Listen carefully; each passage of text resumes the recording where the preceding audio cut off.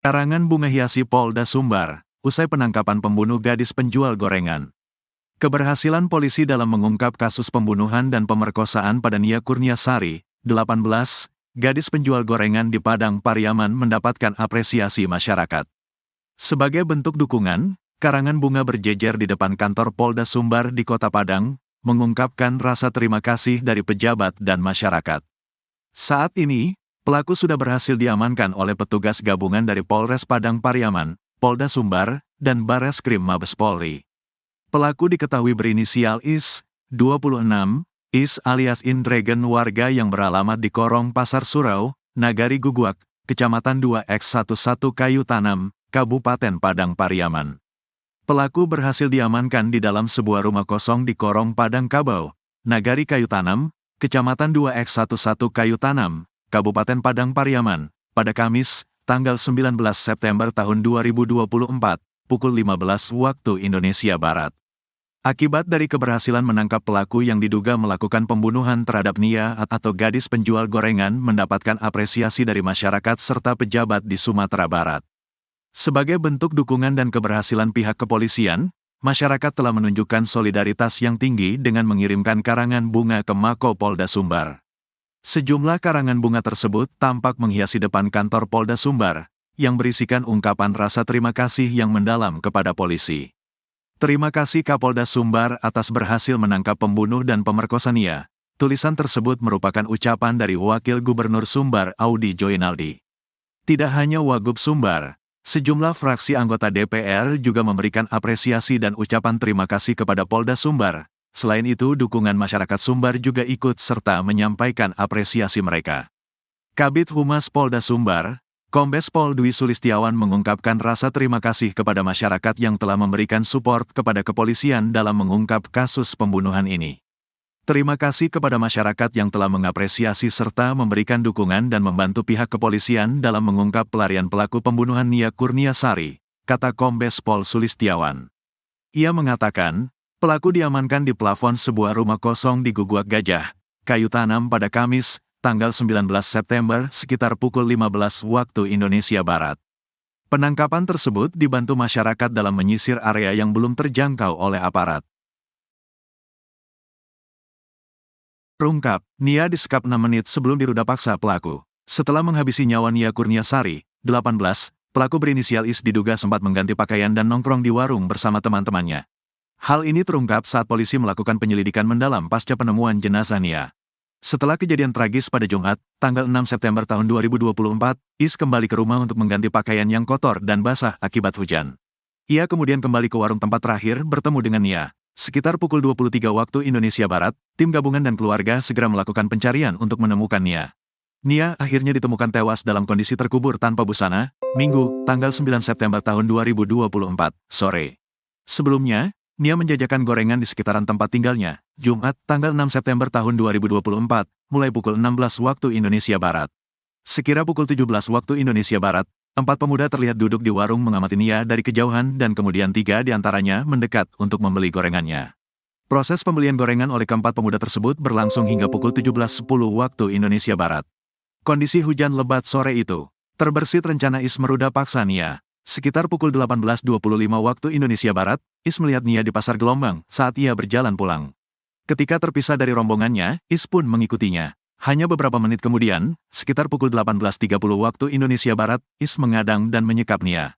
Saat mengadang, IS sudah menyiapkan tali rafia merah untuk mengikat Nia, agar memudahkan niatnya meruda paksa Nia. Awal korban disekap, IS tidak merencanakan untuk membunuhnya, hanya untuk memperkosanya, ujar Kapolda Sumatera Barat, Irjen Pol Suharyono, Jumat, tanggal 20 September tahun 2024. Namun, situasi berubah ketika Nia melawan. Akibatnya, IS menyekapnya selama 6 menit hingga Nia tidak sadarkan diri. Setelah Nia disekap dan tidak sadarkan diri, IS meruda paksa Nia dan langsung menguburkannya dalam waktu yang singkat, sekira sampai pukul 19.30 waktu Indonesia Barat. Kepolisian menduga kuat Nia sudah tidak bernyawa saat dikuburkan oleh tersangka IS. Dugaan ini disampaikan berdasarkan informasi dari tim forensik yang sudah dikantongi pihak kepolisian. Dari tim forensik disampaikan tidak ada bukti tenggorokan kotor atau udara masuk ke paru-paru korban, kata Kapolda. Hal ini didukung dengan fakta korban disekap selama 6 menit, yang diduga menyebabkan korban tidak bisa bernapas. Namun, tersangka tidak mengetahui apakah korban sudah meninggal saat dikuburkan. tetapi ia memastikan korban sudah tidak sadarkan diri selama penyekapan.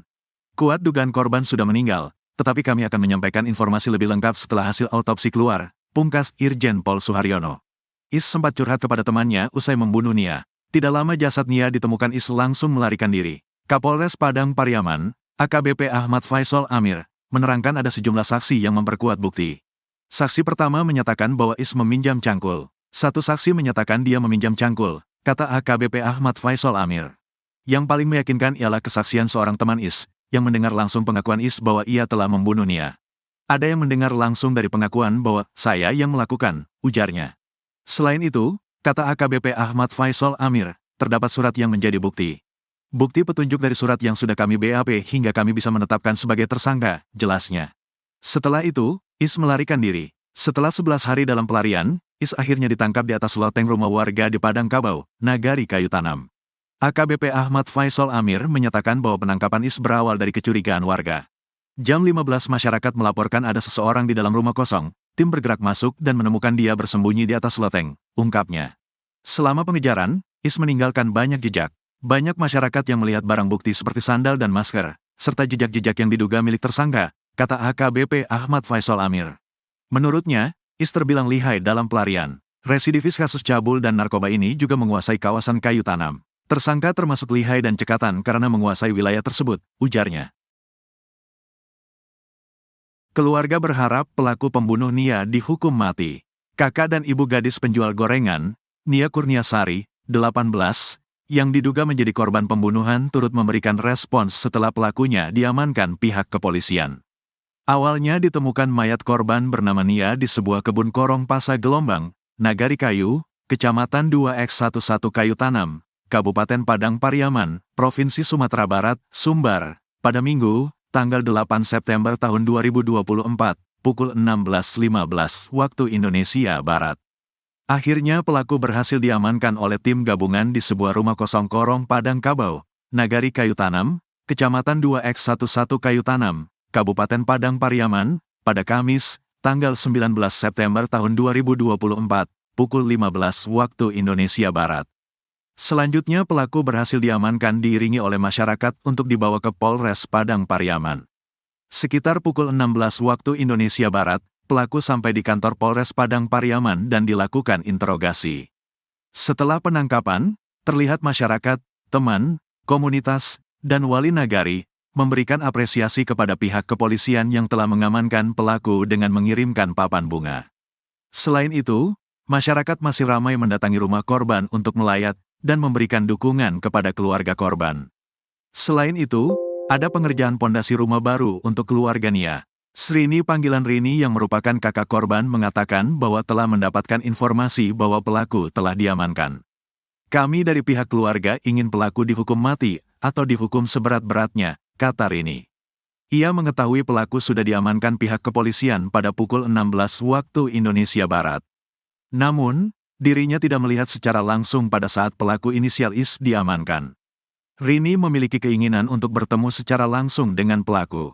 Saya mau mencekik dan menamparkan wajahnya, ujarnya. Ia sempat datang ke kantor Polres Padang Pariaman pada saat pelaku diamankan, tetapi tidak dapat bertemu secara langsung. Karena pelaku sudah berada di dalam mobil, sampai saat ini belum bertemu, katanya.